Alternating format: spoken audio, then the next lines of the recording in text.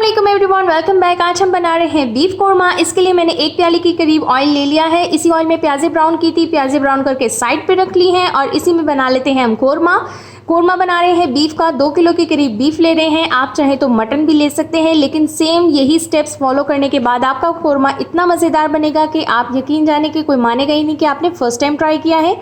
सबसे पहले हमें क्या करना है कि बीफ को थोड़ा सा भून लेते हैं। मीडियम फ्लेम पे बीफ को हम भूनेंगे। अब हमने क्या करना है, इसमें लहसुन अदरक का पेस्ट शामिल कर देना है। तकरीबन 2 बड़े चम्मच के करीब लहसुन अदरक, दोनों मेरे जो है मिक्स हैं, तो मैं 2 चम्मच डाल रही हूँ लहसुन अदरक का पेस्ट। उसके बाद इसमें शामिल कर लेते हैं तकरीबन प्याज़ों का पेस्ट 1 कप के करीब, यानी 2 मीडियम साइज़ की प्याज़ों का आपने पेस्ट बना लेना है, वो इसमें शामिल कर दें और उसे अच्छे से भूनें ताकि लहसुन अदरक की कचैन और प्याज की कचैन ख़त्म हो जाए और इन दोनों का टेस्ट जो है हमारे बीफ के अंदर आ जाए। आँच आपने मीडियम ही रखनी है। कोरमा बनाने का अंदाज़ बहुत ही सिंपल है, लेकिन इसमें डलते हैं कुछ ऐसे ख़ास मसाले जिसका टेस्ट आता है, तो वो मैं आपको लाजमी बताऊंगी। यहाँ पर डाल रहे हैं हम बड़ी इलायची, तकरीबन 3 बड़ी इलायचियाँ डाल रहे हैं। यहाँ पर साबुत मसाले पहले डल रहे हैं। यहाँ डल रहे हैं लौंग 5 से 6।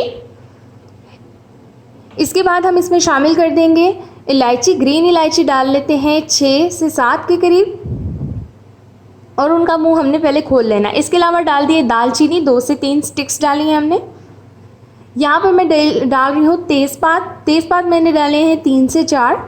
यहाँ पर डाल रही हूँ साबुत काली मिर्चें, तकरीबन 1 छोटा चम्मच के करीब। सबसे पहले हमने खड़े मसाले इसमें शामिल कर दिए हैं। इन्हें भूनेंगे ताकि इन मसालों का टेस्ट जो है सारा का सारा इस बीफ में आ जाए, और यही मेन कोरमा इंग्रेडिएंट्स होते हैं जो कि लोग आपको बिल्कुल भी नहीं बताते हैं। तो कुछ मसाले ऐसे ख़ास होते हैं जो कि ख़ास चीज़ों में ही डलते हैं और कुछ मसाले ऐसे होते हैं कि वो सब में डल सकते हैं, लेकिन कोरमे के चंद मसाले ऐसे हैं जिन्हें आप एक बार याद कर लेंगे तो बहुत ही सिंपल हो जाएगा आप लोगों के लिए।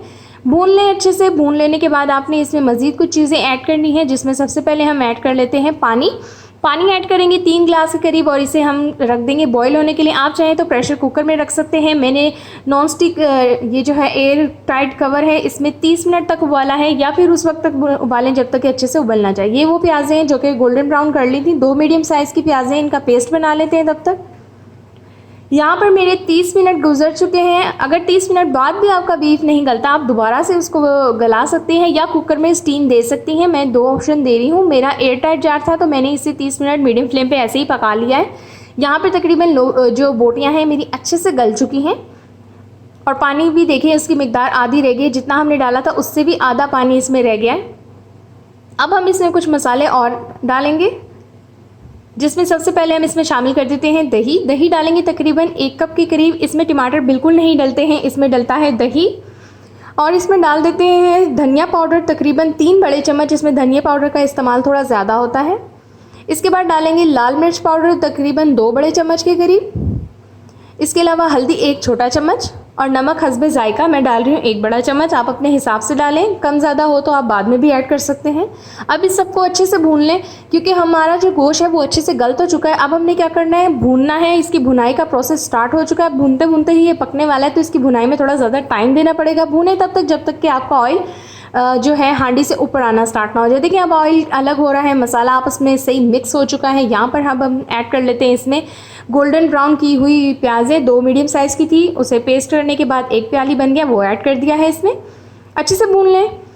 ये वो कोरमा है जो कि आप शादियों पे खाते हैं और आप लोग उस टेस्ट को देगी स्टाइल टेस्ट भी बोल सकते हैं। ये एकदम देगी स्टाइल में बना रही हूँ, ये घर पर आप देख का मज़ा ले सकते हैं। यहाँ पर डाल लेते हैं 1 चम्मच के करीब गरम मसाला बिल्कुल एंड पे डलता है, तो ये चीज़ आप याद रखिएगा, गरम मसाला आपने एंड पे डालना है। उसके बाद शामिल कर लेते हैं हम केवड़ा वाटर, इससे काफ़ी अच्छी खुशबू आती है, आधा चम्मच ये है।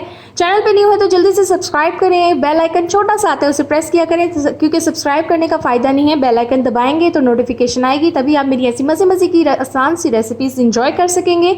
यहाँ पे मज़ेदार देगी कोरमा एकदम तैयार हो चुका है। इसकी बहुत ही ज़बरदस्त सी खुशबू आ रही है। सर्व करके ज़रूर दिखाऊंगी कि ये कैसा पका है। अगर आपको वीडियो पसंद आए तो लाइक करें।